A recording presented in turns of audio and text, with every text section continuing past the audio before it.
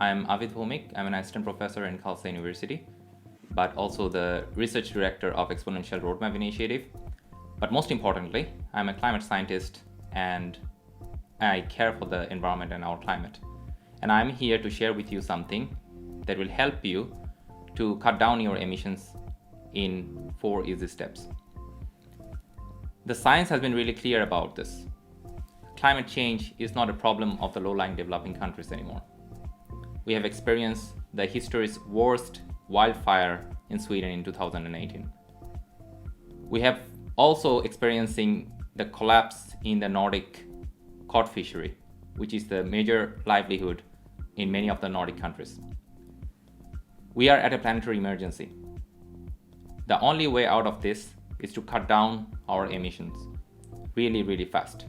We have to halve global emission no later than 2030 and continue halving until 2050 to a level that our natural carbon sinks like forests and oceans will be able to sequester. It may look like a grand vision, but when you have a really big problem, you divide it into chunks. And that's what we should focus at. We should focus at the first halving. So how can we cut down our emission by 50% by 2030? The good news is we have the solutions for that. We have solutions in every sector, including the business sector, to cut down our emissions and achieve the net zero. But we also have the motivation, like IKEA in Sweden has promised and has the goal to be climate neutral and climate positive by 2050. So not only eliminating the emissions, but also contributing to the society for eliminating emissions. So now the real question is, how shall we do this? So that's why Business Playbook is here. That's why I'm here. I'm going to tell you that. So the steps are very simple. The first thing you should start with in every business is to have an ambition that aligns with the 1.5 degrees Celsius. So have this goal to halve your emission no later than 2030. That's the very first step. Then we could start with the 4 pillars of the Business Playbook. The first pillar is reduce your own emissions. So these are not the emissions of your product, but the emissions that comes from running your business. So where is your electricity coming from? Is it from the coal power plant? How do you heat your buildings? What are your transports? Are they run by fossil fuel or are they hybrid and electric? So look at those emissions that are coming from running your business and eliminate them first, or at least halve them no later than 2030 and do more if possible. In the second step, or in the second pillar, we look at the emissions from your product, the value chain emissions. So that starts with having an idea of a product and materialize it into the product and what is happening in the end user side. How are the end users using your product? And if the emissions are coming from that. So think about where are your raw materials coming from? Are they emission intensive? How the processing takes place in your industry? And what happens when you sell the product? When the end users use them, do they emit? So identify those emissions and reduce them to half by 2030 and do more if possible. The pillar number 3 is to integrate climate in your business strategy.